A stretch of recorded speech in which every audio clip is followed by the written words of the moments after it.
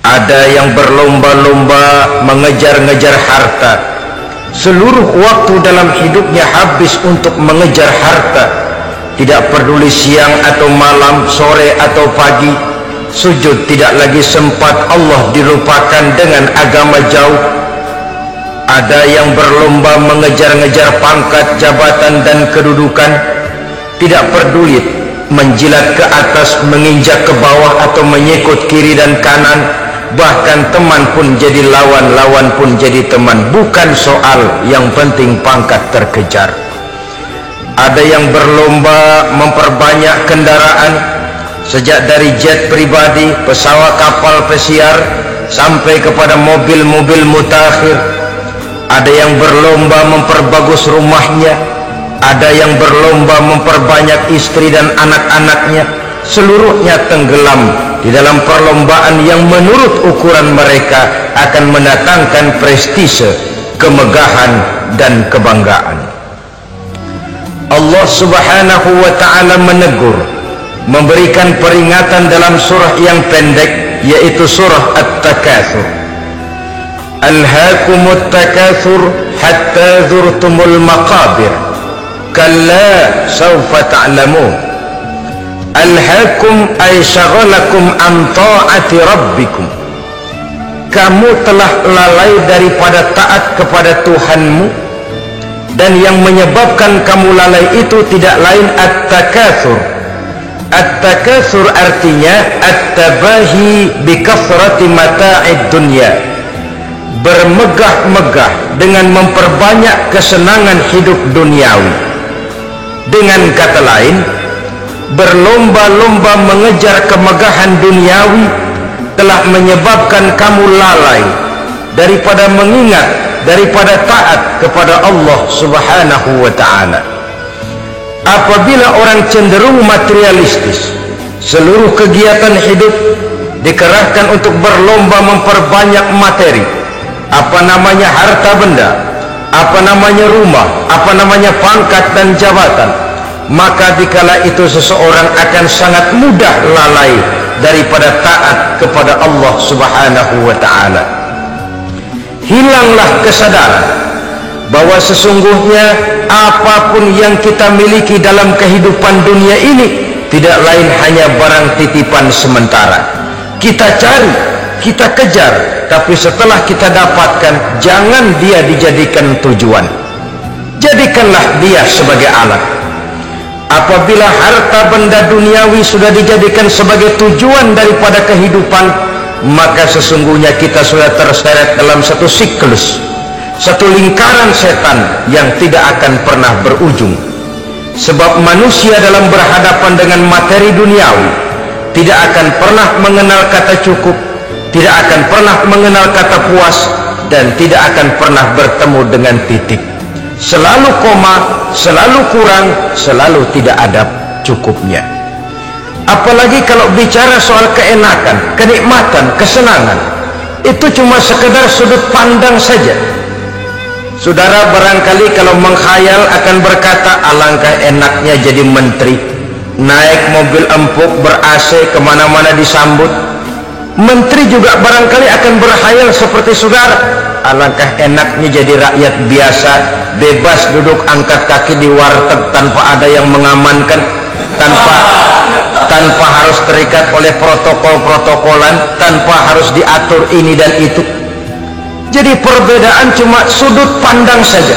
Mungkin tukang bakso melihat tukang cukur itu enak, sebab kepala siapa saja bisa dipegang.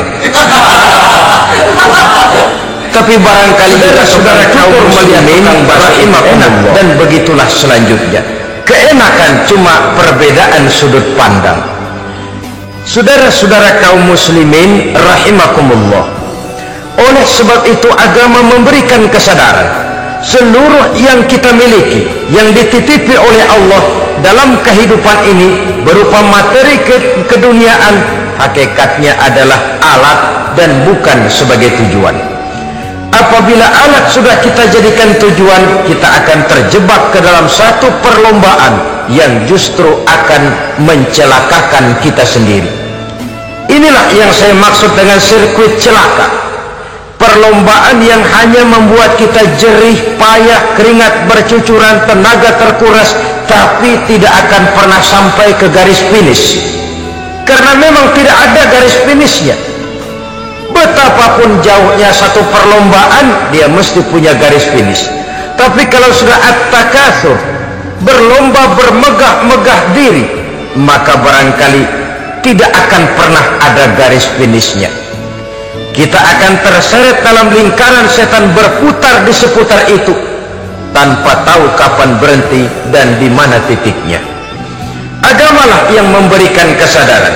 Alhaakumut takatsur, bermegah-megahan telah membuat kamu lalai daripada taat kepada Allah Tuhanmu. Semua sadar bahwa kita diciptakan tidak lain adalah untuk mengabdi kepada Allah. Nilai pengabdian ini sering lentur, nilai pengabdian ini sering luntur manakala kita sudah berlomba-lomba, bermegah-megah dengan materi kehidupan dunia. Islam jelas tidak menganjurkan penganutnya jadi orang miskin. Bahkan Imam Ali karramallahu wajhah pernah mengatakan, kemiskinan bisa menyebabkan kekufuran. Ayat yang pertama turun juga kita tahu, Iqra, baca olehmu. Kan seolah-olah Quran cuma tidak langsung saja bilang, hai orang Islam, kamu jangan jadi bodoh. Kebodohan menimbulkan kemiskinan, kemiskinan mendekatkan kita kepada kekufuran. Jadi miskin sama kufur tetangga. Artinya dalam kondisi miskin, kemudi hati itu mudah terombang-ambing. Oleh sebab itu sering kemiskinan umat Islam ini dimanfaatkan oleh orang-orang lain untuk menyebarkan agamanya. Padahal agama adalah soal keyakinan yang tidak mungkin ditunjang dengan supermi, ditunjang dengan beras, pakaian, obat-obatan, beasiswa. Agama adalah soal keyakinan. Keyakinan adalah soal kebenaran, dan kebenaran itu adalah milik bersama. Tujuan diciptakannya manusia tidak lain adalah untuk melaksanakan ibadah. Kalau orang tenggelam dalam perlombaan memperbanyak harta, mempertinggi kedudukan, memperindah segala macam yang sifatnya duniawi, biasanya itu akan membuat dia lalai dari taatnya kepada Allah Azza wa Jalla. Kadang bukan hanya lalai daripada taat, juga sering terjebak kepada maksiat. Karena kalau pola pandang dan tolok ukur sudah benda duniawi semata-mata, sangat tidak mustahil orang lalu terjebak ke dalam prinsip menghalalkan segala cara. Asal sudah tujuan tercapai, cara apapun halal. Akhirat nomor 18. Nah, bukankah memang barangkali kita sejak kecil sudah dilatih untuk materialistis? Umpamanya kita hanya sering dilatih untuk takut kepada yang konkret-konkret saja, takut kepada yang nyata-nyata saja. Seorang ibu kalau menakuti anaknya, aduh nak, kenapa ini kau kerjakan? Kalau bapakmu tahu, waduh, habis kamu. Ya, kita lihat, kalau bapakmu tahu, kalau polisi tahu, kalau hansip tahu, kalau satpam tahu. Tapi jarang seorang ibu menanamkan kepada anak, nak, kenapa ini yang kau lakukan, nak? Bukankah kau tahu Allah lihat, Allah tahu, Allah dengar, Allah, nak? Diajarkan takut kepada yang gaib.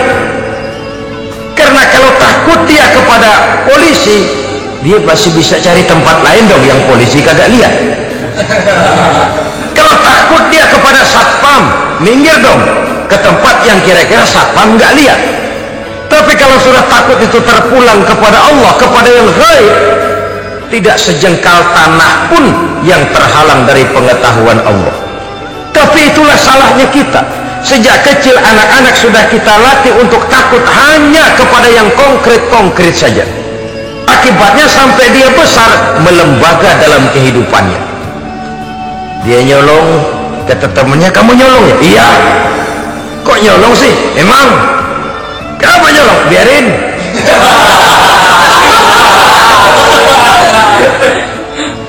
Kamu kan tahu Allah lihat? Tahu. Kenapa nyolong juga? Biarin. Asal orang jangan lihat, kalau Allah mah lihat, dia kagak ribut. Allah nggak ribut katanya. Nah, ini kan satu refleksi yang timbul daripada kenyataan. Jikalau orang hanya dijejali rasa takut kepada yang konkret-konkret saja, kepada yang zahir-zahir saja, yang akan tumbuh lalu mental kucing, sopan, tenang, kalem, ayem, nggelenggem. Kalau ada orang, sedikit orang meleng, kucing kelihatan watak aslinya. Saudara-saudara kaum muslimin rahimakumullah, oleh sebab itulah maka agama lewat surah yang kita bicarakan pada pertemuan ini memberikan peringatan. Kala, jangan begitu dong. Kamu boleh mencari dunia, silahkan cari harta yang banyak, cari pangkat yang tinggi, tapi jangan itu membuat kamu lalai daripada taat terhadap Allah subhanahu wa ta'ala.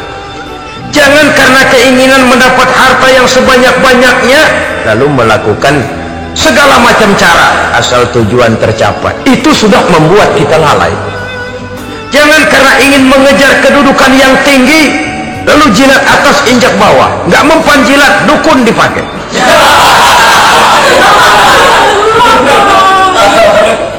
Itu kan sudah membuat kita lalai. Nanti kalau berhasil, wah, dukun kita paten.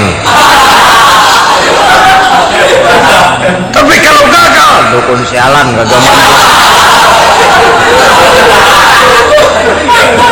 Hilanglah Allah dalam kehidupan kita. Makin materialis, dan perlombaan ini membawa kita kepada kecelakaan.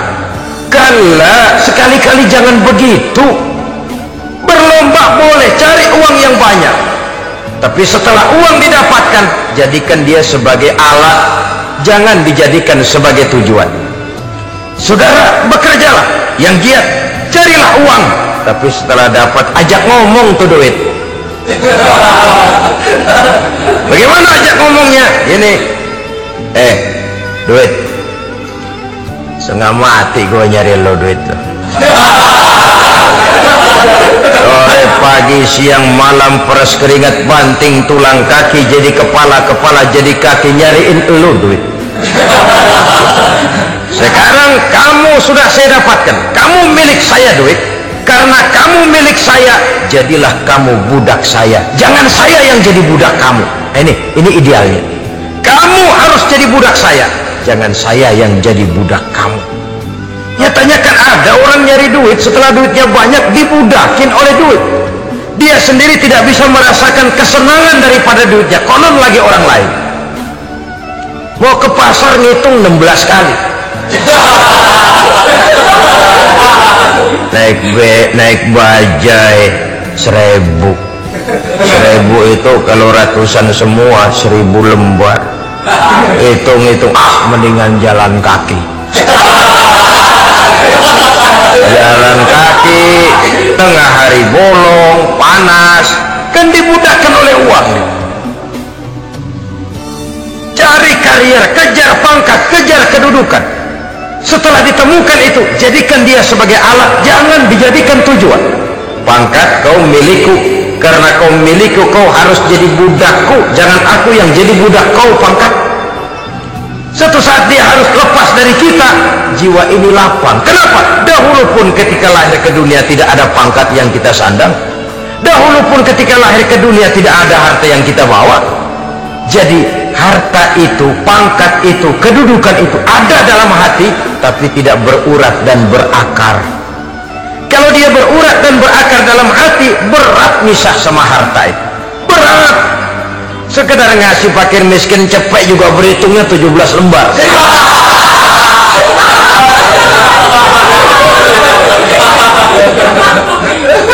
Dengar di kantornya mau ada mutasi, pindah dia dari tempat basah ke tempat kering, baru berita buruk udah meriang duluan. Ini nanti bagaimana, itu nanti bagaimana, ini nanti bagaimana. Kan tidak jarang orang yang kena apa istilah kerennya zaman sekarang itu post power syndrome. Post power syndrome ini pernah analisa oleh Nabi, kata beliau, irhamu salasatan minan nas, sayangilah 3 macam manusia. Siapa mereka? Pertama, azizan zalla, orang terhormat yang jatuh hina. Ini yang sering terkena post power syndrome. Biasa kemana-mana dikawal, dihormati, datang ke tempat ini protokol siap, ini serba diatur, semua serba beres. Begitu jabatan selesai atau pensiun, habis orang gak indah-indah. Dia lihat orang diemin aja, orang diemin, orang tonton. Ini kalau nggak kuat mentalnya, itu kena post power syndrome. Akibatnya ya bisa jantungan, bisa lever, bisa darah tinggi. Ya, penyakit-penyakit yang zaman dulu kita nggak kenal, ini kan makin banyak dokter, makin maju ilmu kedokteran, makin aneh penyakit. Saudara hadirin yang saya hormati, post power syndrome kena apa yang dinamakan frozen emotional attitude, tidak kuat menghadapi kenyataan. Azizan zalla, orang terhormat yang jatuh hina, itu sangat perlu dikasihani. Yang kedua, ghaniyan qad iftaqara, orang kaya jatuh miskin. Ini juga sama, biasa hidup apa ada, serba ada, lalu harus hidup apa adanya. Ini kalau kurang kuat benar-benar memble.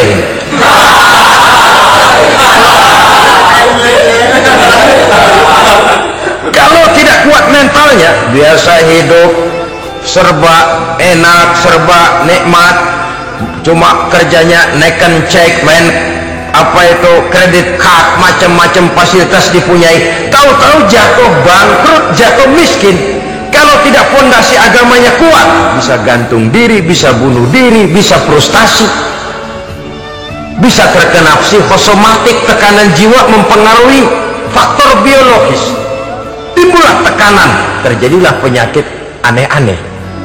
Al-ghaniyan qad iftaqara, orang kaya jatuh miskin, itu perlu dikasihani. Yang ketiga, wa faqihan yal'abu bihil juhal, ahli fikih tapi dipermainkan oleh orang-orang bodoh. Hanya kebetulan orang bodoh itu punya kekuasaan, hukum bisa dipesan.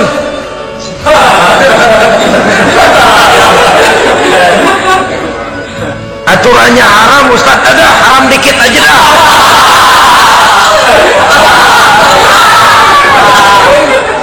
Sibuklah tuan fakih ini, ahli fikih ini, mencari dalil kebet sana kebet sini supaya yang tadinya haram benar bisa jadi haram sedikit. Padahal yang minta ini orang bodoh, tidak ngerti agama, cuma karena punya kekuasaan dipermainkan oleh orang yang fakih. Orang yang fakih ini dipermainkan. Kasihan orang yang seperti itu. Wa faqihan yal'abu bihil juhal, ahli fikih tapi dipermainkan oleh orang-orang bodoh. Akibatnya karismanya hilang, wibawanya lenyap. Dia menyangka bahwa dengan mengharam-haram sedikit-sedikit itu dia bisa mendapat keuntungan yang berganda-ganda, padahal akibatnya itu hanya akan membawa kecelakaan saja. Allah peringatkan benar, kala sekali-kali jangan begitu. Cari uang yang banyak silahkan, ngejar kedudukan yang bagus boleh, bikin rumah yang hebat silahkan, ada kendaraan bagus silahkan, tapi jangan sampai kamu terjebak kepada sirkuit celakai, perlombaan yang tidak ada garis finishnya. Sering dicontohkan orang menghayal, melamun, kamu kenapa nggak mau ibadah? Lah, bagaimana mau sembahyang, saya di Jakarta masih ngontrak.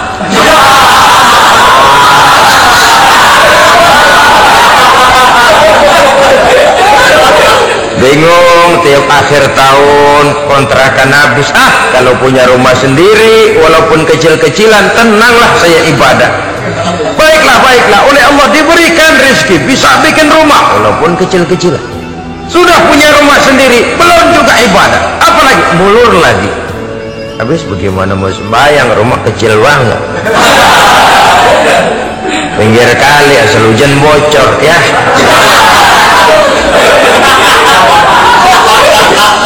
Kalau bisa punya rumah permanen, rajin dah ibadah dah.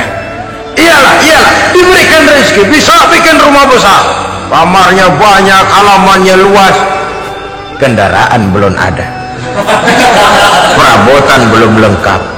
Sudah ada kendaraan belum kayak orang-orang, sudah kayak orang-orang masih sama dong, kudu di atas. Kapanlah selesainya? Kala, sekali-kali jangan begitu. Jangan kamu mengumpulkan harta bermegah-megah membuat kamu lalai dari taat kepada Tuhanmu. Engkau tinggalkan rukuk dan sujud, engkau jauh dari masjid, engkau kering dari kehidupan beragama. Sebab itulah maka pembangunan fisik material tidak bisa dipisahkan dengan pembangunan mental spiritual. Tidak hanya cuma dalam teori, tapi juga harus dalam praktek. Selalu pembangunan yang hanya mengarah kepada fisik material, jauh dan kering dari agama, hanya akan melahirkan manusia-manusia materialistis yang terjebak di dalam sirkuit celaka perlombaan yang tidak pernah mengenal garis finish. Soal itu agama mengajarkan, orang kaya itu siapa sih? Yang banyak duit? Belum tentu. Yang kebunnya di mana-mana ke belakang? Belum tentu. Yang pabriknya selebar-lebar? Belum tentu. Yang punya segala macam peternakan, dari peternakan gajah sampai peternakan kutu?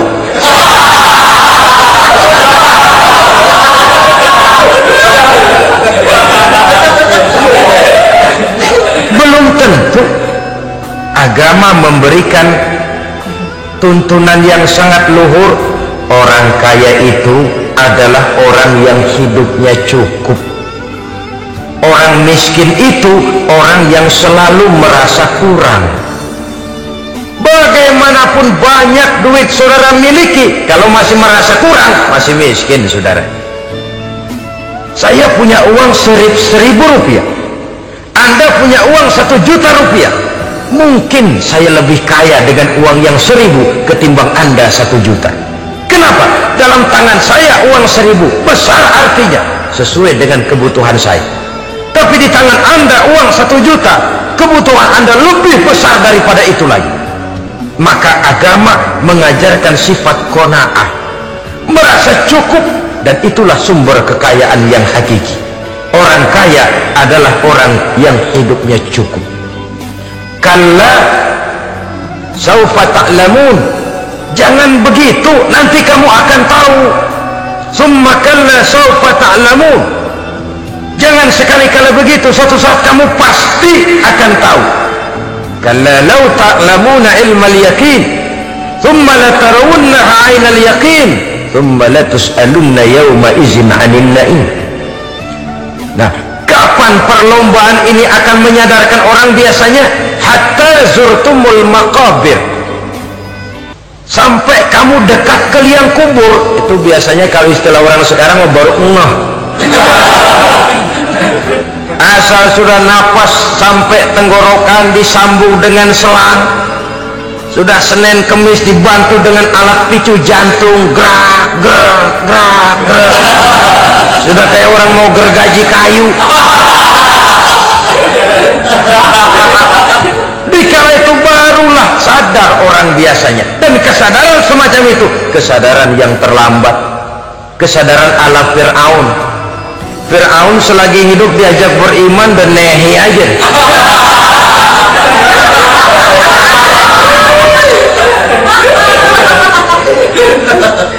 Tapi ketika dia tenggelam di lautan merah bersama seluruh tentaranya, dikala napas hampir terputus, keluar ucapannya, amantu bi Rabbi Musa wa Harun.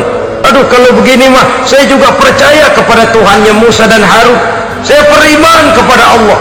Lagi timbul tenggelam mau sekarat baru beriman. Hatta zurtumul maqabir, kamu telah lalai dari sebab bermegah-megah sampai kamu masuk ke liang kubur, dekat ke liang kubur. Kalimat zurtum di sini menjelaskan bahwa kubur itu tidak selamanya. Zurtum itu dari kalimat zara yazuru, berziarah. Orang berziarah kan sebentar. Ke kubur itu sama dengan berziarah kita di situ. Sebentar, tidak akan selamanya, tidak akan kekal dalam kubur. Bahwa kubur itu cuma satu halte dari sekian halte yang harus kita jalani.